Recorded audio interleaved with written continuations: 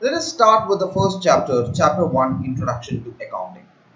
In this chapter, we are going to talk about the purpose of financial reporting, what are the different types of business entity, who are the users, what is the governance model, and we are going to look at the main financial statements itself. To begin with a brief overview of the subject, we have Introduction to Accounting, where we are going to talk about the different types of business. They are sole trader, partnership, and limited liability company. We have the financial statements itself, and where we are going to talk about who are the users of the financial statements. The financial statements itself, the statement of profit or loss, and statement of financial position, and who governs the business. Let us first talk about the purpose of financial reporting. Why do you need financial reporting? A financial reporting is a way of recording, analyzing, and summarizing your financial data.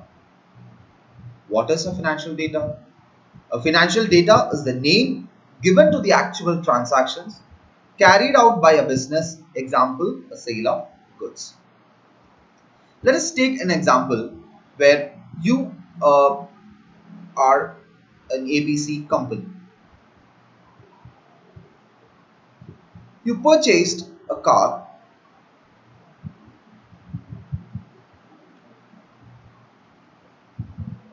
and by approaching a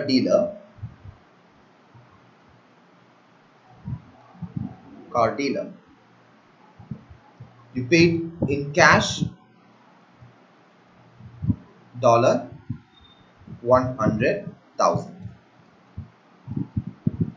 So this is a transaction. Now in this transaction, what you're going to do? You're going to enter this transaction into your prime entry, or also called as journal entry, which is the first beginning stage of your transaction entry system. So this is a transaction, and it's a financial transaction because there is cash money involved. So what did we do as an ABC company? We approached a car dealer and we paid $100,000 in cash and purchased the car. If I'm the user of the financial statement, which means, let's say I'm an owner, I need to understand how did I spend this $100,000. I can look at the financial statements and identify where the car is sitting and where the money is gone out. And that's the reason why you record it, so that any users of the financial statement can analyze the financial statement and understand how the company is performing and using their money and financial transactions and how they are growing as a business. So for this example, what are the first steps that you're going to follow? The financial data is first recorded in the books of prime entry. What is your prime entry? Your prime entry is nothing but your journal entry. And how do you record your journal entry for this transaction? You would debit your assets because your car has come inside your business, has gotten inside your business with respect to 100,000, and that's the value of the car. And you credit cash because you have a cash outflow because you purchased the car. 100,000 worth money has gone out of your business. And this is your journal entry.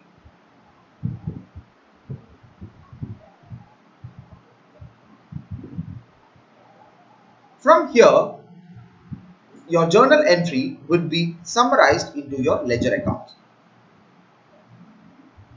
So you will have two types of ledger.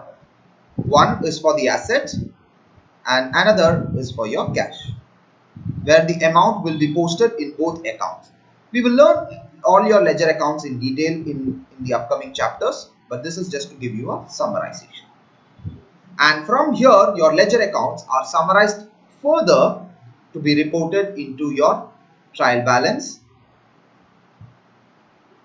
And from your trial balance, your financial statements are prepared. Because your trial balance would include your assets, your liability, your equity, your revenue, income or expenses, etc. Whereas in your financial statements, it will be categorized, your assets and liability and equity will be categorized in your statement of financial position.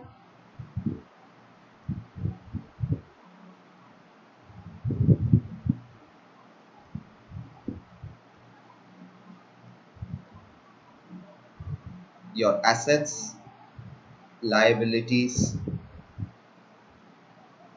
and equities. And in statement of profit or loss,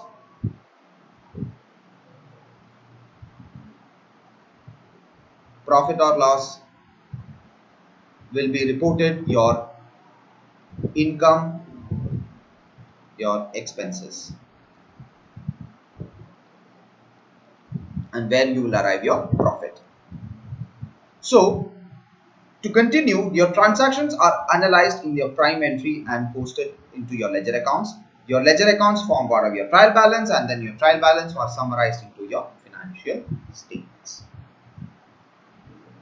Before we move on to the main topics of your how to post journal entries, ledgering the transactions and learning trial balance, first you need to understand what are the types of businesses. What is a business? A business is whatever the size and nature exists to make a profit.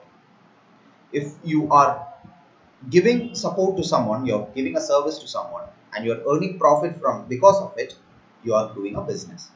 Even if you are only one person in the entity, you're supporting someone and you're earning profit for that, you're doing a business. So here I am providing ACCA lecturers, I am selling it to my customers, to my students, and I would be earning profit. I am running a business. Similarly, ABC Corporation, if they are doing a manufacturing of a product, they would be earning profit by manufacturing it and selling it. They are doing a business. What are the three types of business that you have? You have sole trader, where there is only one owner, a proprietorship. You have partnerships, where there will be more than one person, there are two or more, who would be sharing all the profits. So if I have one person who is the owner of the business, I will be sharing X amount of profit with him. If I have more than two people, 3, 4, 5, I would be sharing all the profits the company is earning with all my partners. Whereas in sole trader, there will be only one person who will be earning the entire profit. Limited liability company. Owners have limited liability to the amount they have invested. So let us say I am an investor, I am an owner of an organization of ABC Corp. I invested, let's say, $100. If the company goes bankrupt or the company is out of business, I would be losing only $100. Because I have, as an owner, I have invested only $100, and that is what limited liability company talks about, where the owners have only limited liability to the amount of with respect to the amount that they have paid for the shares. A limited liability has a separate legal identity from its owners. So for a limited liability, the business and the entity and the owners are two different people. That's your business entity concept. Now let us talk about the users of the financial statements. Who are interested on what you are doing? Let us take, for example, I am the owner of the company. I would like to know how did I do during the entire year. So what I would do, I would take my entire transactions and see where I have spent my money. So that is analyzing the financial information. So I'm looking at the financial data and checking where I have invested money, where I have saved money, where I have incurred X amount of expenses. So as an owner, I would be very interested to know.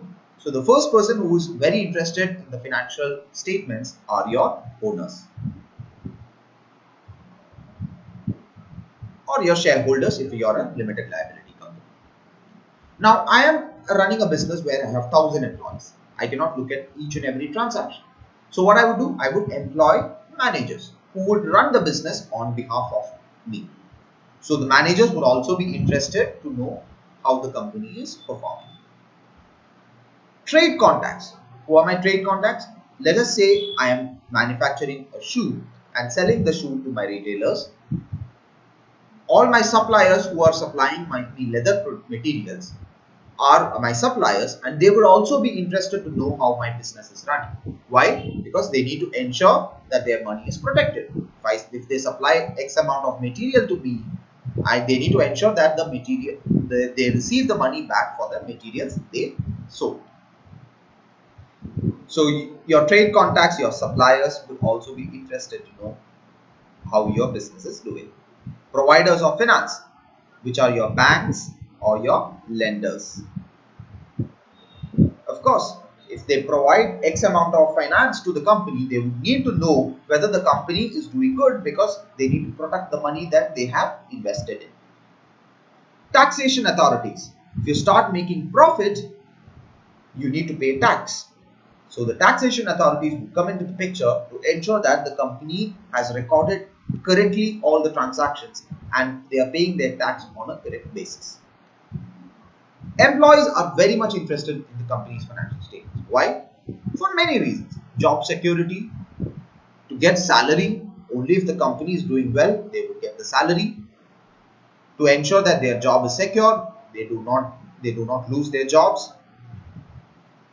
Financial analysts and advisors, like you employ an analyst to ensure that whether your transactions you're doing good, or to advise you with what to improve as perspective of the financial transactions. So they will also be interested to know how the company is doing. Of course, government and their agencies. Government is interested to know everything about the organization, because when the company is doing good, they need to know whether the company is actually doing good and they are not doing any malpractices. And finally, the public. Now let us talk about how these users of the financial statements, what would they be interested in? So first, investors. Your investors would be interested to know how much profit or loss you have earned for that particular year. They will be interested to know what are the future prospects, because if they are investing X amount of money, they need to ensure that their money is protected and they'll gain more from the business. What is the likely risk and return? What is the capital growth if they invest X amount? Whether the company has ability to pay dividends, etc. The next category are employees. So employees would definitely be interested to know about the profitability, because only if the company is earning profits, the employees would be getting salaries, getting paid. They would earn bonus only if the company has a chance of higher profitability. Security. They need to know whether the company is having good amount of job security. In COVID-19 pandemic, many of the businesses uh, ran out of business, and many of the employees lost their jobs. They would also be interested to know what their long-term growth are and the number of employees, and also if the company has the capability to pay retirement benefits. The next category are lenders. Lenders are interested to know whether the company would be able to return the finance they have provided to the organization. They would want to ensure that their money is protected and the company will be able to repay the capital the lenders have invested in.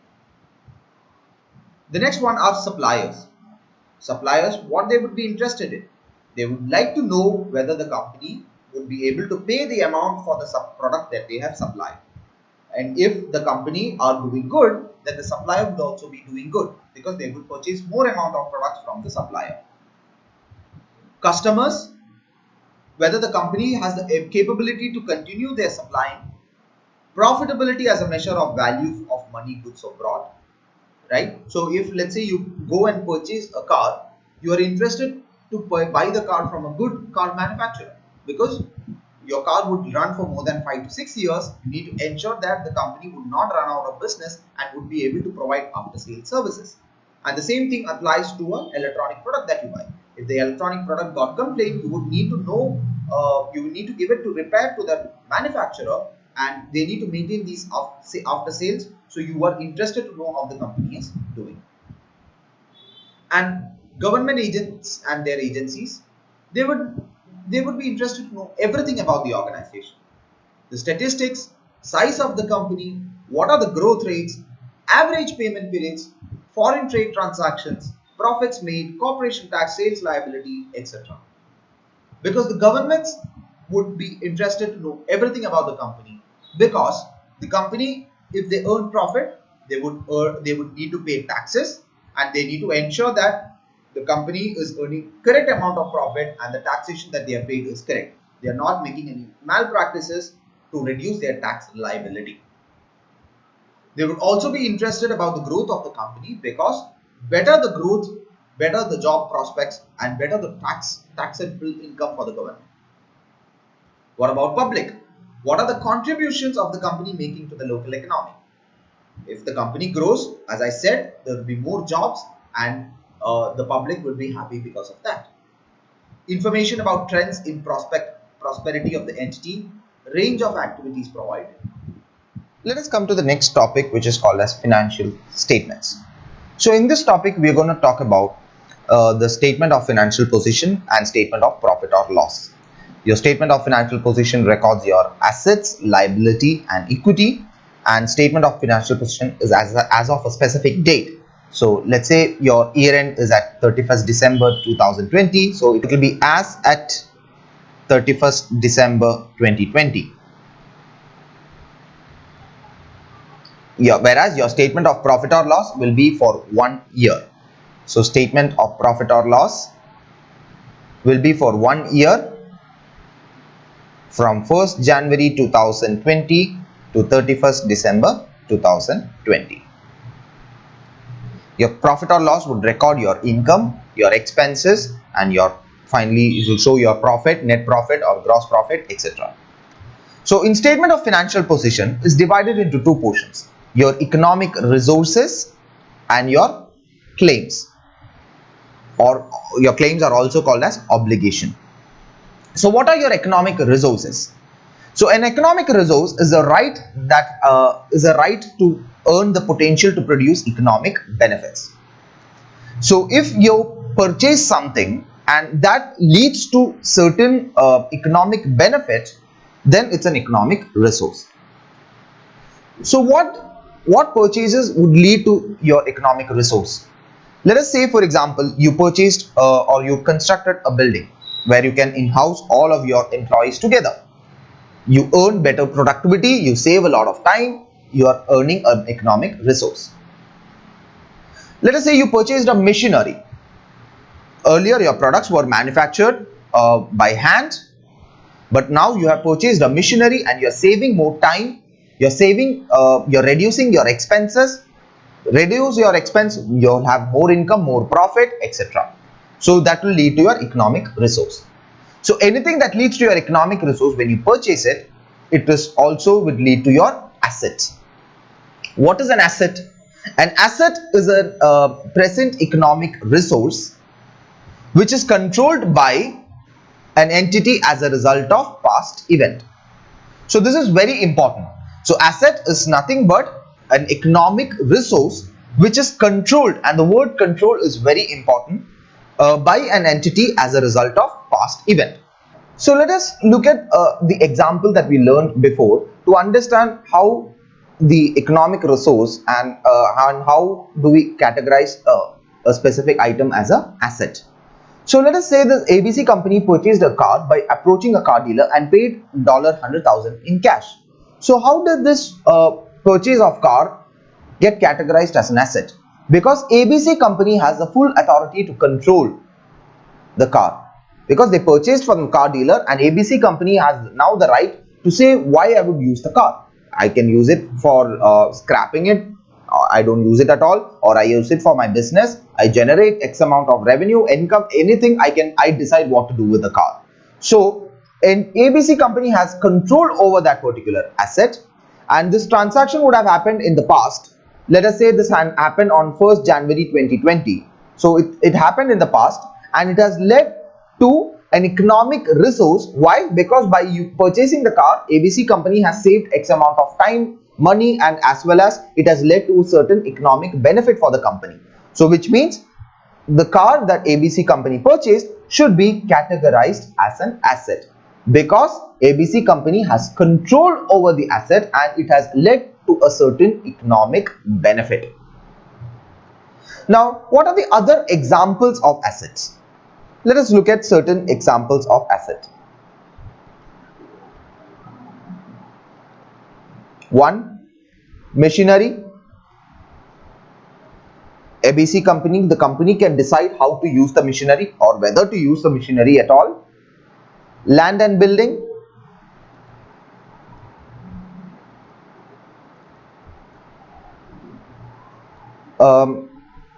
Furniture and fittings.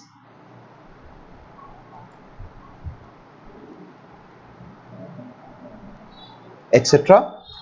Now, the next one is your human resource. Now, can a company classify human resource as an asset? Let us say you have 100 employees working for your organization. Can you classify this 100 employees as employee 1 asset, employee 2 asset? The standard does not allow you to do so. Why?